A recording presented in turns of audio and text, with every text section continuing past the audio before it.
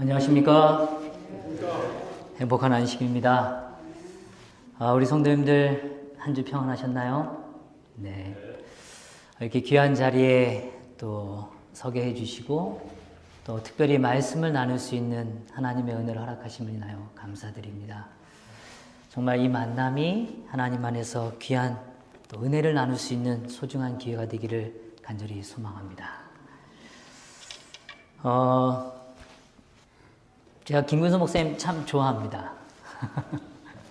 어떻게 느끼실지 모르지만 제가 많이 좋아합니다.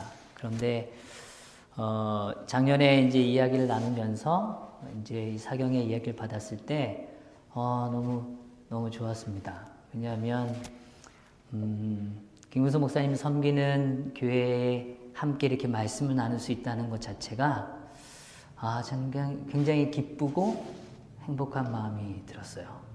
근데 정말 왔는데 너무 좋았습니다. 특별히 우리 성도님들 같이 시간 나누는 기회가 이렇게 있었는데 나눌 때마다 제가 정말 많이 은혜를 받았습니다. 그리고 하나님의 역사는 이렇게 펼쳐지는구나 그런 확신을 얻는 저에겐 너무나 귀한 시간이었습니다.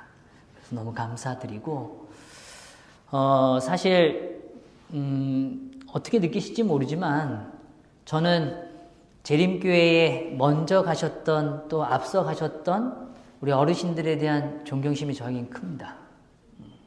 왜냐하면 어쩌면 이단이라고 취급받기도 하고 어쩌면 어려웠던 시기들을 정말 믿음으로 정말 올곧은 믿음으로 그 시간을 견뎌주시고 또 이렇게 오셨기 때문에 저희가 이렇게 신앙을 하고 또 오늘도 주님을 섬기고 있지 않는가 하는 생각을 가집니다. 그래서 정말 감사드리고 우리 어르신들께서 가셨던 그 믿음의 길이 결코 헛되지 않다는 걸 확신하시고 또 그로 인하여 기뻐하시고 하늘 향하여 함께 걸어가게 되기를 간절히 소망합니다. 그래서 정말 하나님 앞에 열심히 살기를 원합니다. 이 시대에 남은 무리로서 하나님의 역사가 저희를 통해서 또 이 교회를 통해서 꼭 일어나게 되기를 간절히 소망합니다. 저는 이 주간 이미 앞서 영상에서 뵙고 말씀드렸지만 구원의 즐거움에 대해서 이야기를 나누고 싶었어요. 사실 저는 모태신앙으로 자랐고 재림교회에서 오래 신앙을 했습니다. 그런데 이 죄의 문제와 특별히 이 구원에 대한 이 문제에 있어서 저에게는 참 어려운 시간들이 있었습니다. 내가 분명히 구원받았다고 생각을 했는데 돌아보면 또 연약한 저를 보게 되고 또 분명히 하나님의 약속과 율법의 가치를 알았다고 생각했는데 제 삶에는 그것과 거리가 멀었던 제 자신을 발견할 때면 참 한없이 연약해지더라고요. 그럴 때마다 앞서 나눈 말씀입니다만 제가 할 수 있는 일이 무엇일까? 하나님께 부르짖는 것밖에 없더라고요. 하나님 도와주십시오. 정말 하나님 도와주십시오. 인간의 힘으로 어떻게 하늘의 그 아름다움을 제 담을 수 있겠습니까? 아버지요. 아버지를 알게 하셨사오니 책임져 주시고 제 삶의 은혜를 더해 주십시오. 이렇게 기도했던 시간들이 참 많았습니다. 근데 앞서 말씀드린 것처럼 제가 이 사사기를 연구하면서 굉장한 은혜를 받았어요. 정말 사사들은 하나같이 연약했습니다. 그러나 하나님은 그들을 사용하셨습니다. 그들을 선택하셨고 그들을 부르셨고 그들을 통하여 하나님의 역사를 이루셨습니다. 성도 여러분, 성경은 또 하나님께서 하시는 일은 많은 사람의 무리로 인하여 일어나지 않습니다. 준비된 한 사람, 하나님께 겸손히 무릎 꿇는 한 사람을 주님은 찾으십니다. 아멘. 정말 확신을 가지십시오. 정말 많은 사람들이 하늘의 이상이 흔하지 않고 그 다음에 하나님의 임재가 흔치 않던 시절에 하나님께서는 한나라는 한 여인을 찾으셨습니다. 그리고 그 한 여인을 통하여 새로운 일을 시작하셨습니다. 성도 여러분, 저희의 외형적인 것, 저희가 지금 가지고 있는 것 아무것도 하나님 앞에 의미 없습니다. 딱 한 가지만 있으면 돼요. 아버지, 제 마음을 하나님께 온전히 드립니다. 하나님 받아주시고 하나님 사용하여 주시고 하나님께서 직접 써주십시오. 그래서 이 기도가 오늘 이 교회에 꺼지지 않는 기도로 남게 되기를 간절히 소망합니다. 정말 무너진 것 같더라도 안 되는 것처럼 보일지라도 하나님께서는 하십니다. 우리의 힘으로 하는 것 아닙니다. 그래서 그 믿음을 갖고 하나님 앞에 또 전진하시는 그런 삶이 되기를 간절히 소망합니다. 저는 오늘 말씀을 준비하면서 한 이야기를 먼저 좀 들려드리고 싶었어요. 1975년 1월 27일이었습니다. 한 겨울이었습니다. 이 독일에 쾰른 오페라 하우스가 있다고 해요. 저도 사실은 가보지는 못했습니다. 근데 이 쾰른 오페라 하우스는 아주 유명한 음악관입니다. 근데 이 오페라 하우스에 이 키스 제럿이라는 한 연주자를 초청하게 되었어요. 근데 이 초청하는 이 연주 기획을 맡았던 한 사람은 17세의 소녀였습니다. 근데 이 소녀가 뜻을 품고 이 연주를 위해서 음악회를 준비한 겁니다. 그리고 나서 이 티켓을 판매하기 시작했어요. 근데 이 오페라 하우스의 좌석은 그때 당시에 1,400석이었는데 이게 발매가 되자마자 정말 몇 시간도 안 돼서 다 매진이 됐어요. 굉장한 인기가 있었던 겁니다. 그리고 나서 이제 공연 당일날이 점점 가까우는 것입니다. 이 키스제럿은 마음이 너무 떨렸어요. 자기가 평생 처음 준비한 음악회예요. 긴장하고 있는데 이 브란데스가 이 준비된 이 기획자인데 이 소녀 이 베라 브란데스가 이제 이 시간이 점점 되면서 기다리고 있었어요. 근데 이 연주자였던 이 키스제럿이 공연장에 이렇게 도착하게 된 겁니다. 뭐 이런 공연장이라고 좀 상상해 보시죠. 공연장에 피아노가 가운데 한 대 놓여져 있었어요. 근데 이 키스제럿이 딱 입장하죠. 준비하는데 이제 몇 시간 후면은 이제 연주를 해야 되는데 피아노에 앉아서 피아노를 이렇게 리허설을 한 거예요. 하다가 멈춰서는 거예요. 근데 굉장히 고민스러운 표정을 줘요. 다시 또 좀 쳐봐요. 그러더니 자신이 함께한 매니저를 불러요. 그리고 다시 한번 체크를 시켜요. 둘이 얘기를 해요. 그 다음에 이 브란데스한테 와서 이렇게 얘기하는 겁니다. 미안합니다. 그러나 저는 오늘 연주를 할 수가 없습니다. 뭐라고요? 연주를 할 수가 없대요. 지금 불과 한 3시간만 지나면 1,400명의 계획된, 준비된 사람들이 이 공연장에 오게 돼 있어요. 근데 뭐라 그래요? 공연을 못 하겠다는 거예요. 왜 그러십니까? 무슨 일입니까? 저는 분명히 오페라 이 하우스 관계자에게 이야기했습니다. 저는 제가 원하는 피아노가 있고 그 피아노에 대해서 아주 정확히 전달했습니다. 그러나 이 공연장에서는 이 준비를 하지 않으셨습니다. 저는 이 피아노로는 도저히 연주를 할 수가 없습니다. 우리 선생님 같으면 어떠시겠어요? 어떻게 하시겠습니까? 아니 지금 1,400명이 지금 말이죠. 지금 오게 생기부터 기다렸는데 연주를 못하겠다는 거. 그리고서는 키스제럿은 차로 가버렸어요. 그날따라 비가 많이 오는 날이었어요. 겨울날. 이 브란데스가 수소문을 하기 시작합니다. 피아노 어디 있습니까? 옮기십시다. 근데 그 주말에 어디서 그 피아노를 찾아와서 옮기겠어요? 그 시간에. 안 되는 겁니다. 브란데스의 온몸이 굳어버렸어요. 정말 어떻게 할 줄을 몰라요. 이 브란데스가 선택한 일은 하나밖에 없어요. 뭐였을까요? 뭐였을까요? 우리 성도님들 같으면 어떻게 하시겠습니까? 예? 키스 제럿이 타고 있는 차로 향했어요. 우산도 안 쓰고 그 차에 가서요. 키스 제럿 앞에 무릎을 꿇고 부탁을 하는 겁니다. 도와주십시오. 도와주십시오. 저희가 부족하지만 당신은 연주자 아닙니까? 도와주십시오.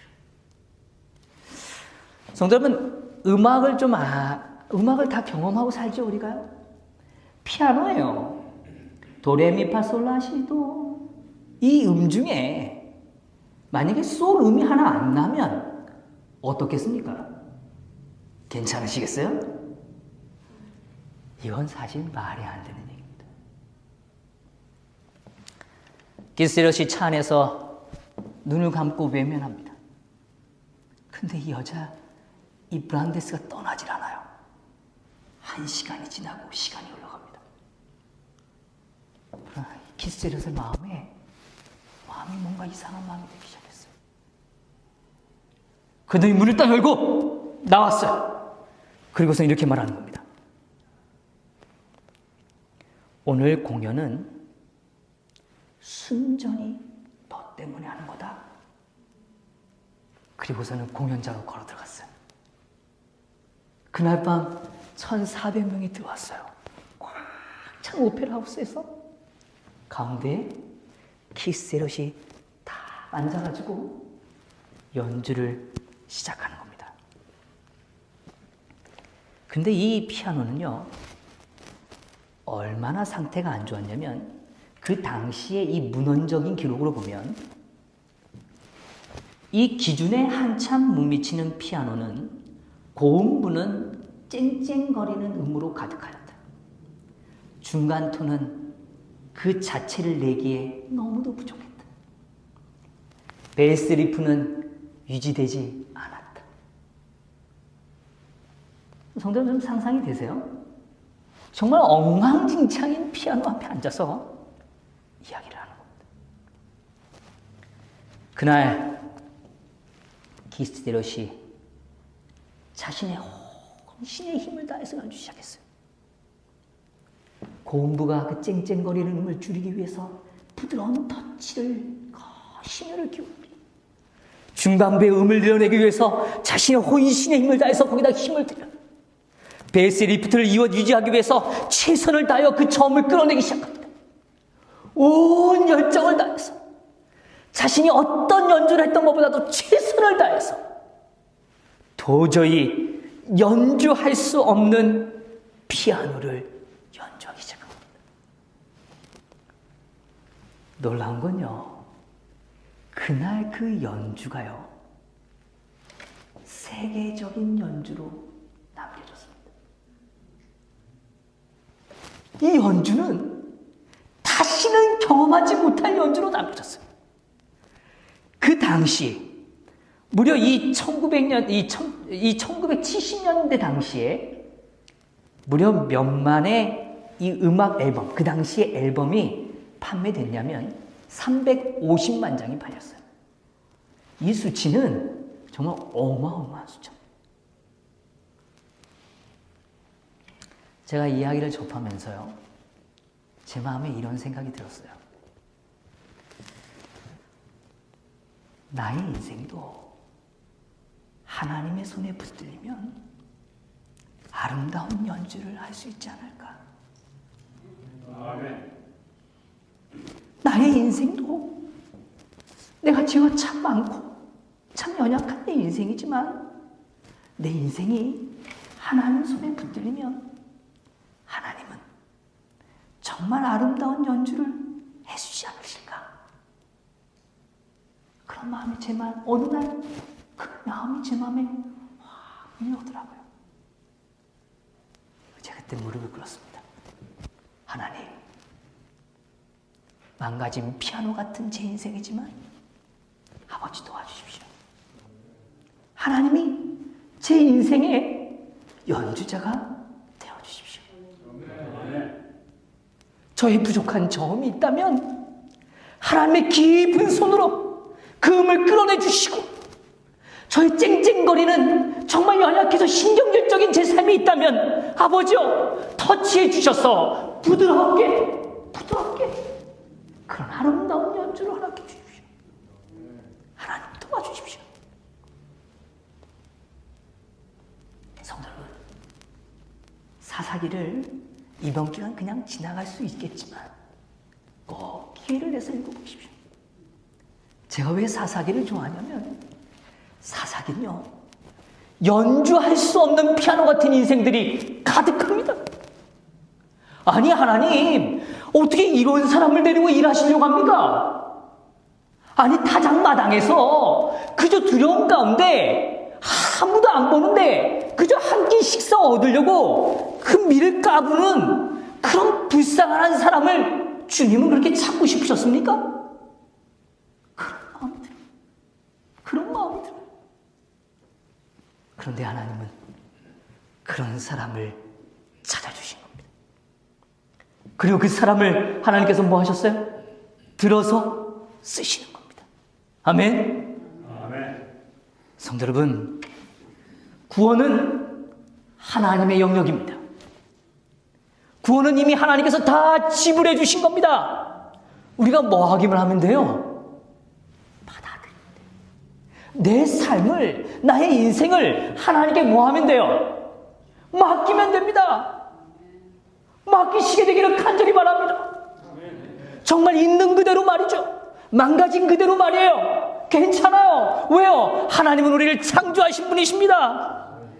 우리를 뼛속 깊이 아시는 분이에요. 저에게 두 딸이 있습니다. 지금 11학년, 9학년입니다. 근데 이 녀석들이요, 머리가 좀 컸다는 게 이런 겁니다. 아빠가 뭘 알아? 이럴 때가 있어요. 성도님 좀 그런 경험 해보세요. 아빠가 뭘 알아? 이럴 때가 있어요. 제가 단상이라서 이렇게 표현하기 좀 뭐하지만 내가 너 어디까지도 알아? 이렇게 얘기를 해요. 다 알아. 아이가 학교 갔다 오면 문을 여는 순간 느낌을 받아요. 아, 이 녀석이 어떤 마음이구나. 느낌을 받아요. 부모님 다 그러시죠? 그게 우리 아버지십니다. 그게 우리를 사랑하시는 우리 아버지세요. 오늘 우리가 그저 우리의 연약함을 있는 그대로 하나님께 가져갈 때 하나님은 우리의 아름다운 인생의 연주자가 되어주실 겁니다. 정말 하나님께 우리의 삶을 맡기십시다. 그리고 하나님께서 이루시는 그 아름다운 연주를 우리를 통하여 이루시는 그 아름다운 역사를 꼭 보게 되시기를 간절히 소망합니다. 저는 오늘 조금 우리의 삶의 이 구원이 그냥 이루어지느냐 안 이루어지느냐 이런 문제 말고요, 우리의 삶에 하나님께서 연주하실 때, 우리의 삶을 다루실 때 우리가 어떤 삶이 되어야 되는지에 대해 좀 생각해 보려고 그래요. 성경에 보면 이 사사기 7장은 참 역동적인 장면입니다. 사사기 7장을 읽으면 한 절 한 절 넘어갈 때마다요, 뭔가 이렇게 다이나믹한 느낌이 들어요. 이야, 멋지다. 그런 생각이 들어요. 왜 그런지 아시죠? 이 사사기 7장에는 기드온의 300명이 등장합니다. 잘 아시지만 이 기드온의 300명은 정말 엄청난 이야기예요. 300명이 몇 명과 싸우냐면 13만 5천 명과 싸웁니다. 몇 명이랑 싸운다고요? 13만 5천 명이에요.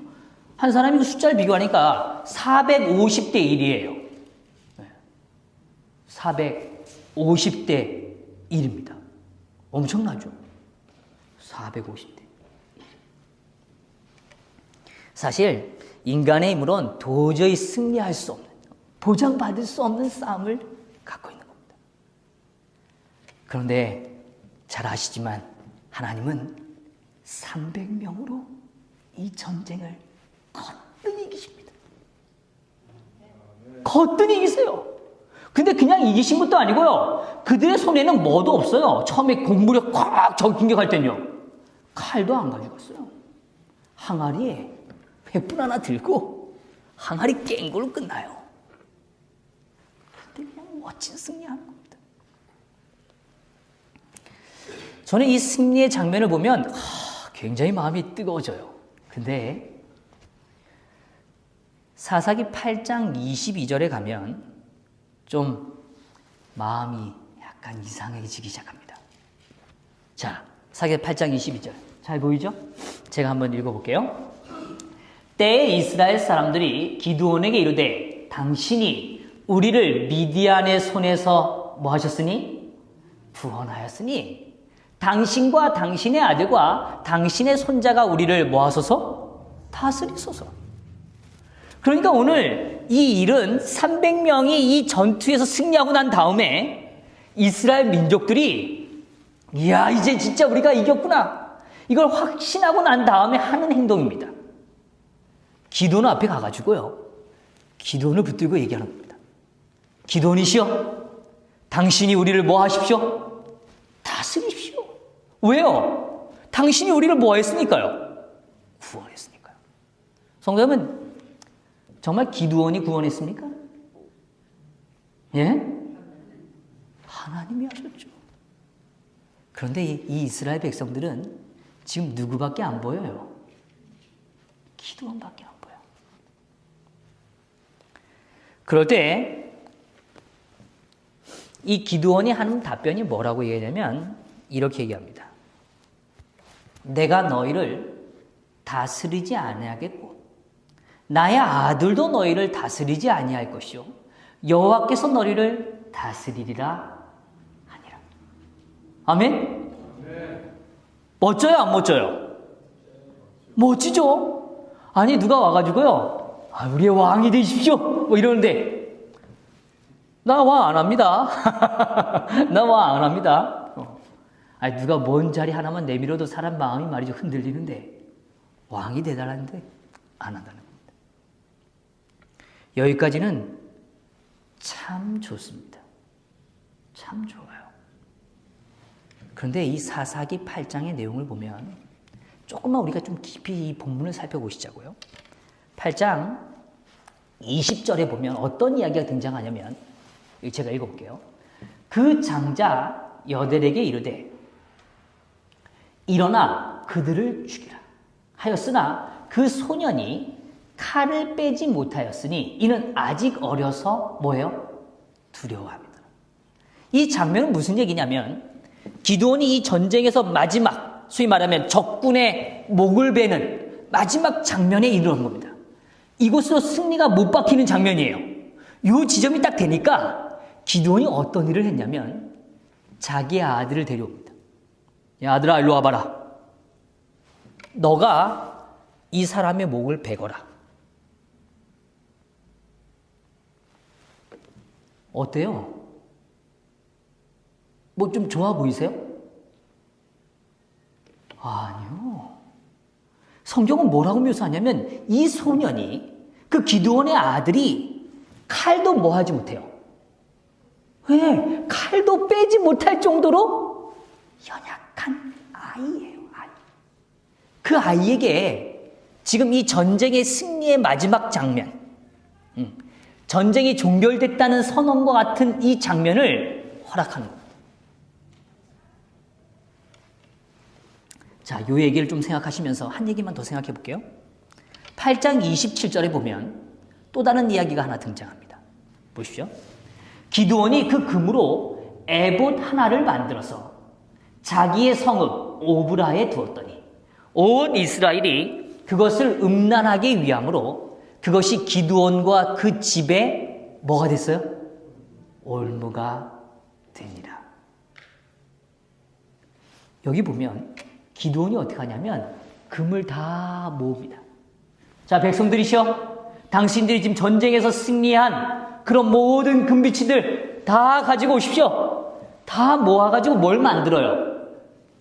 에봇을 만듭니다. 이 에봇이 뭐냐면 제사장이 입는 옷이에요. 제사장의 이 가슴 흉부에는 우림과 둠림이 있었습니다. 잘 아시죠? 그래서 하나님께서 이것은 하나님의 뜻이라고 확증했을 때의 사인이 이 우림과 둠림을 통해서 드러났어요.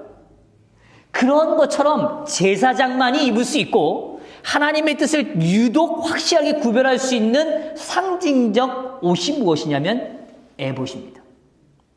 이 에봇을 그 전쟁에서 승리한 금을 모아서 에봇을 만든 거예요.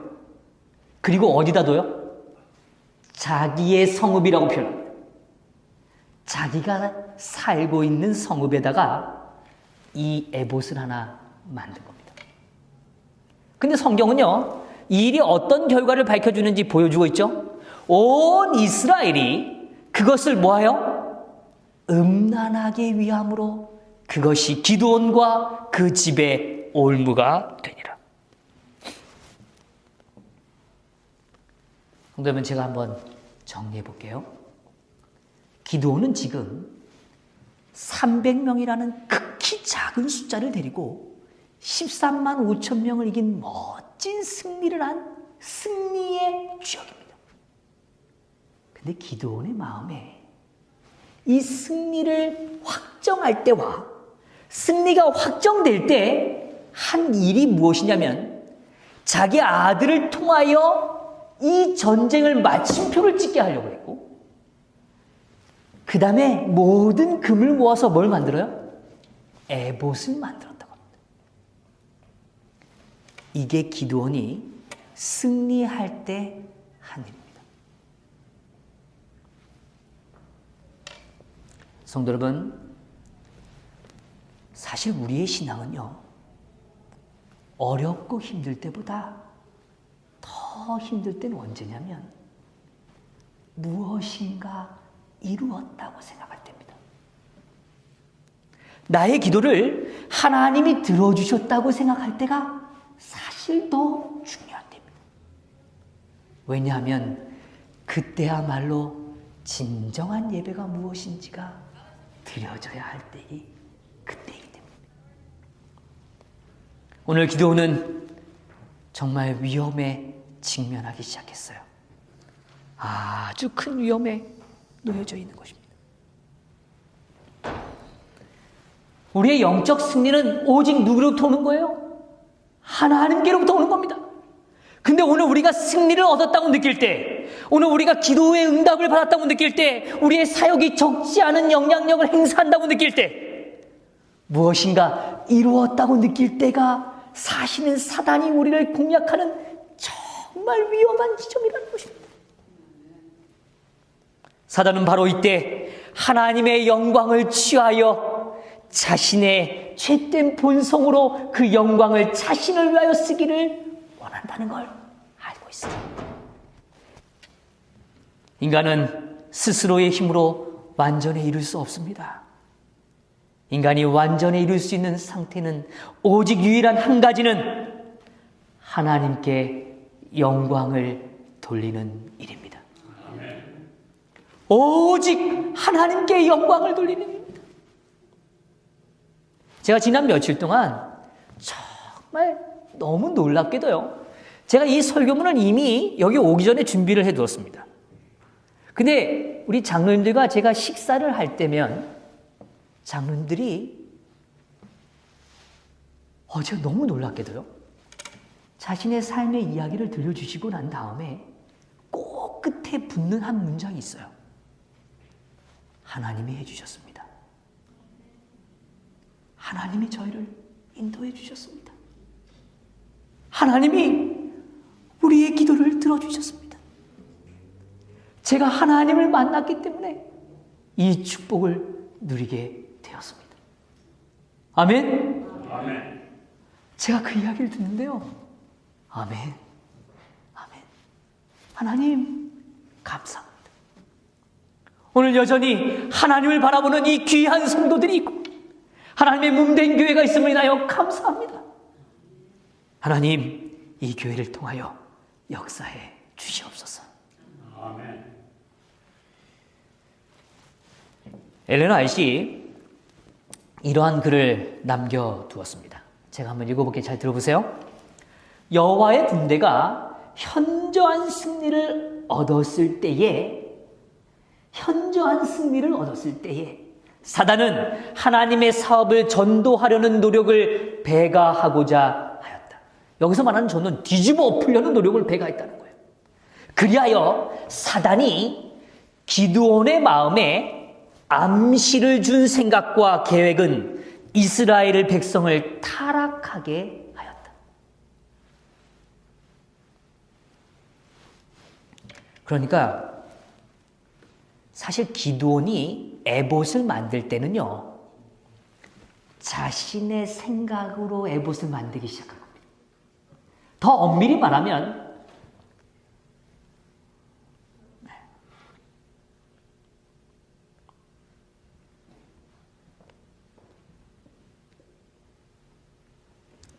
좀 이런 긴장감도 좀 있어야 되지 않습니까? 제가 다시 볼게요. 사사기 6장에 보면 기드온이 하나님께 질문하죠. 하나님, 저에게 징표를 보여주십시오. 잘 아시죠? 그럴 때 하나님께서 징표를 보여주십니다. 여기 보세요. 기드온이 그에게 대답하되 내가 주께 은혜를 얻어 싸우면 나와 말씀하신 이가 주 대신 표징을 내게 보여주십시오.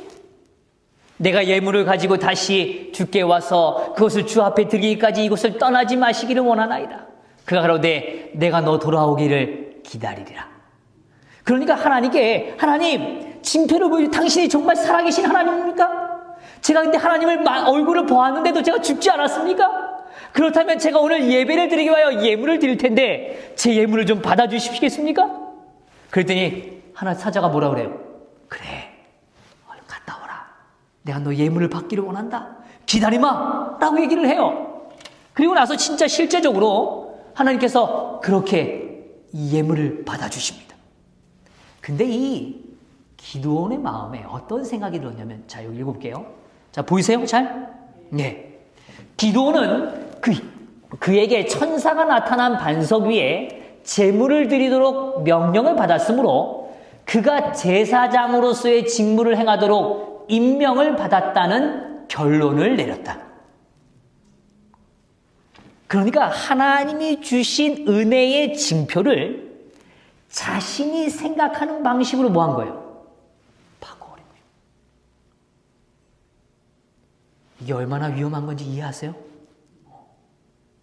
그러니까 하나님이 원하시는 뜻, 하나님이 우리에게 은혜를 베푸실 때 그 은혜의 목적에 맞게 우리가 하나님의 그 은혜를 감당해야 하는데, 우리는 우리의 마음속에 있는 어떤 의지를 그 하나님의 은혜를 왜곡해서 사용한다는 것입니다. 예를 들면 이런 거예요.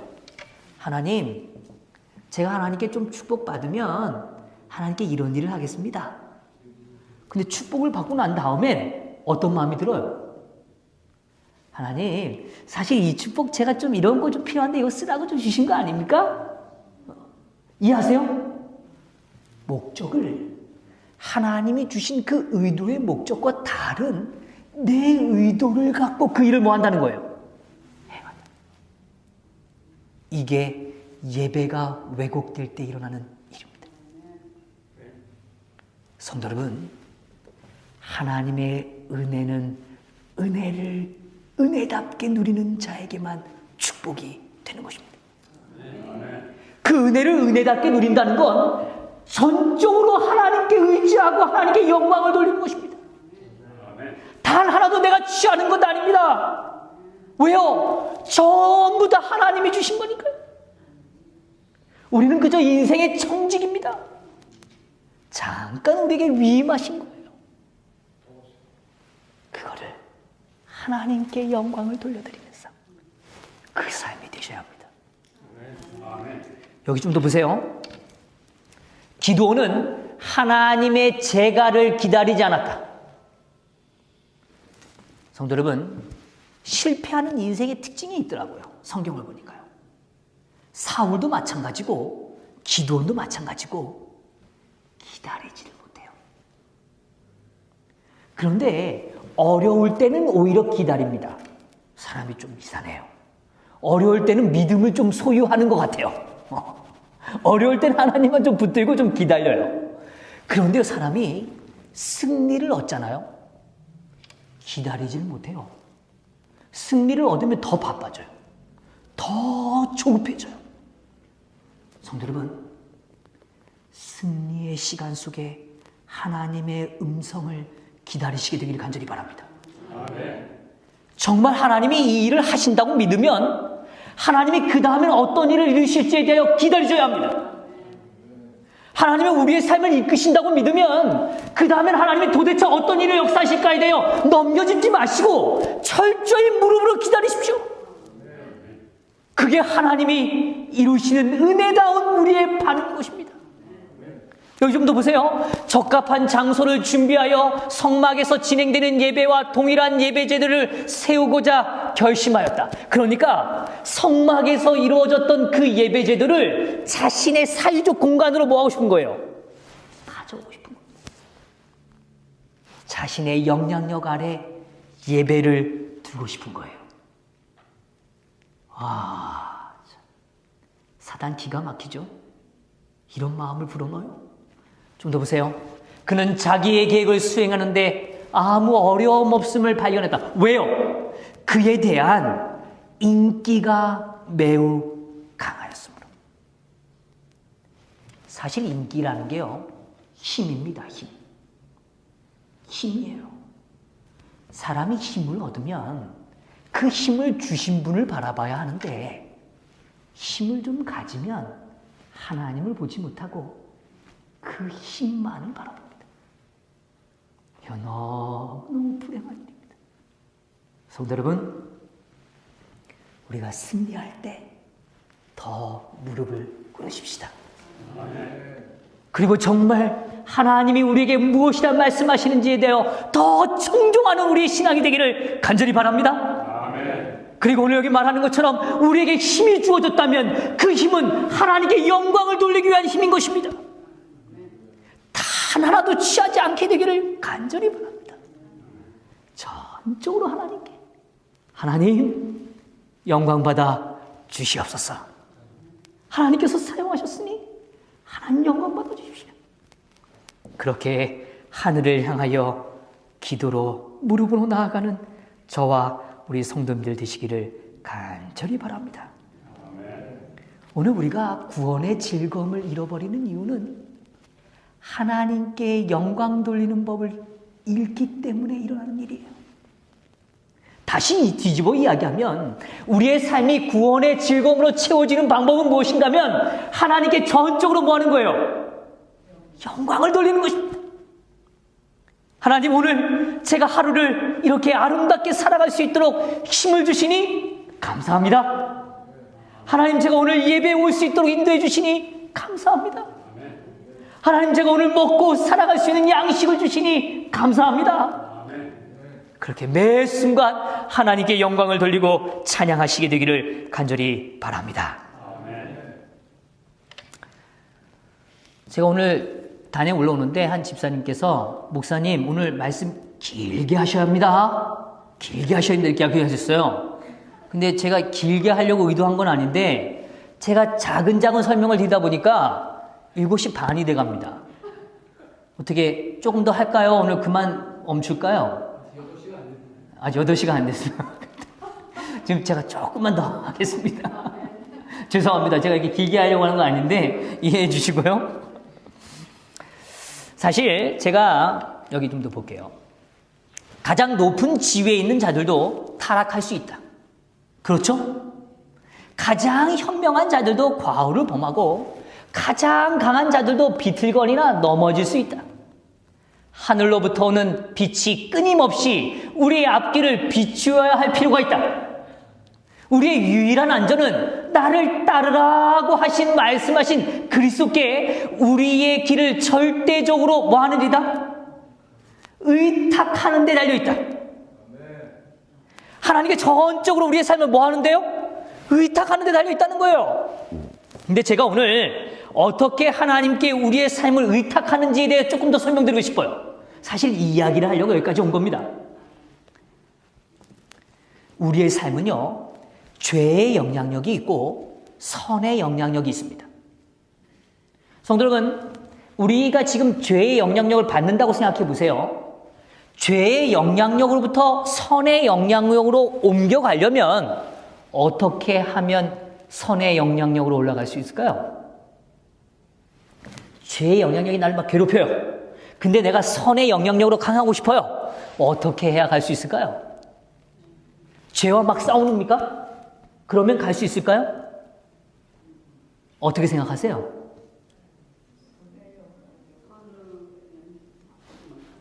성경에 뭡니까?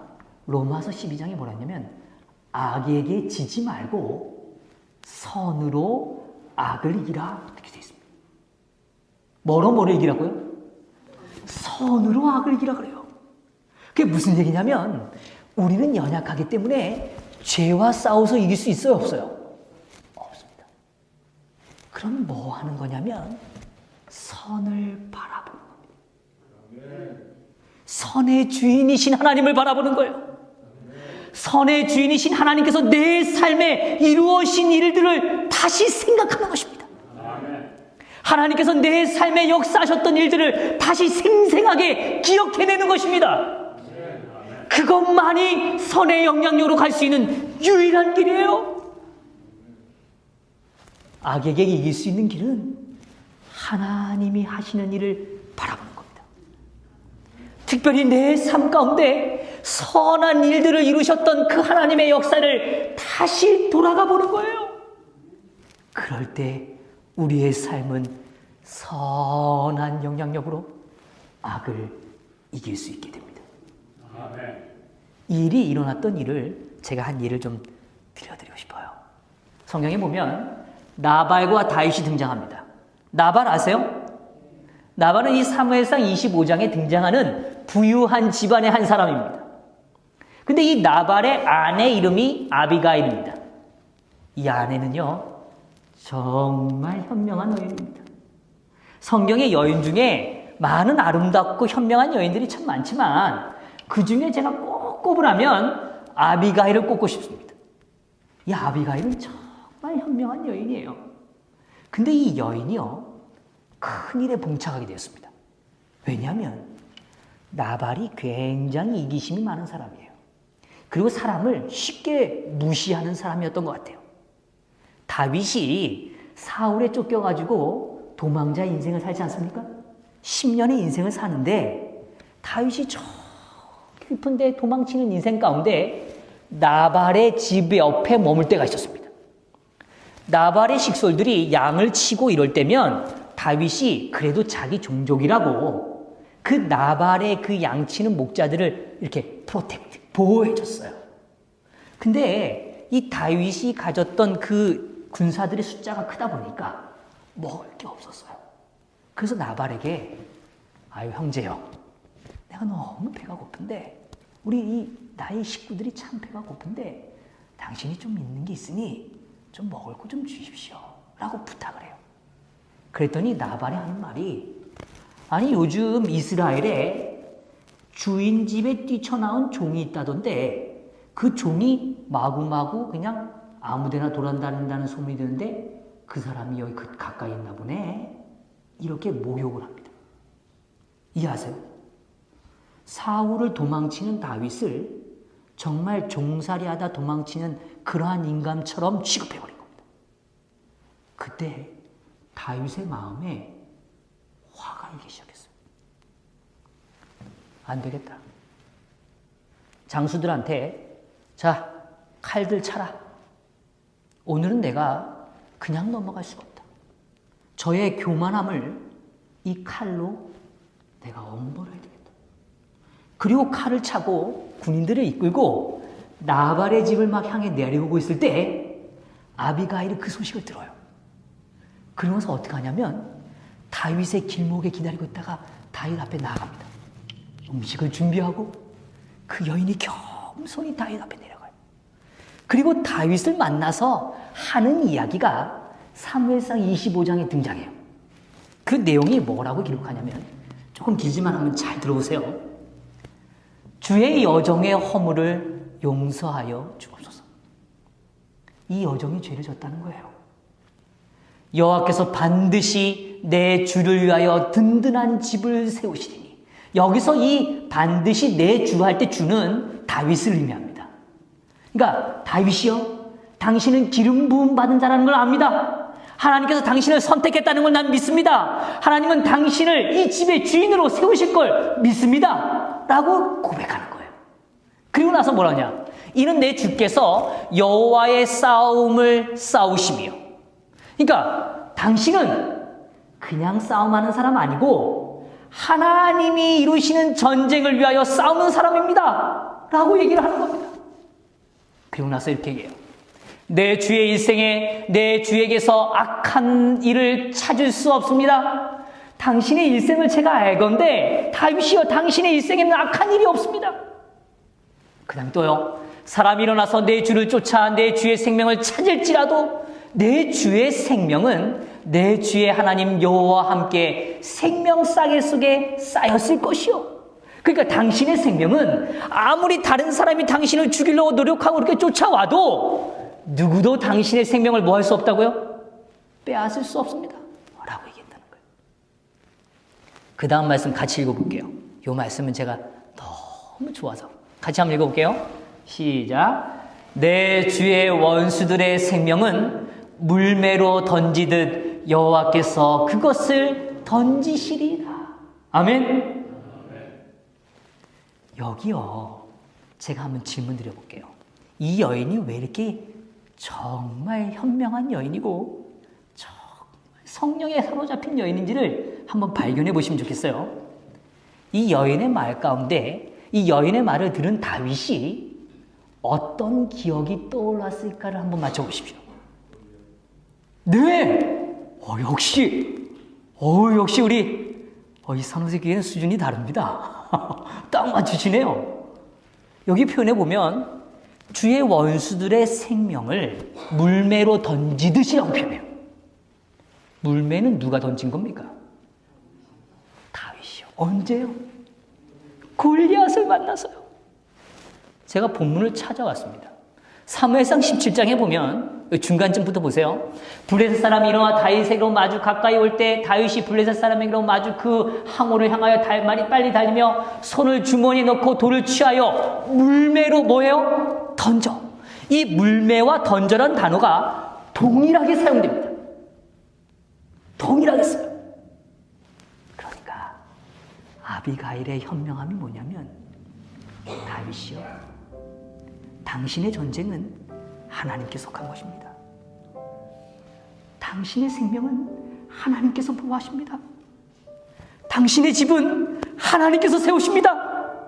그런데 다윗이요. 당신의 피 손에 왜 쓸데없는 피를 묻히시려고 합니까? 당신은 항상 선한 일을 위하여 싸우지 않았습니까? 당신이 물매를 던져서 그 물매로 승리했던 그 기억을 잊으셨습니까? 라고 여인이 다윗에게 이야기하는 겁니다. 성도 여러분, 그 이야기를 들을 때 다윗의 마음이 어땠을까요?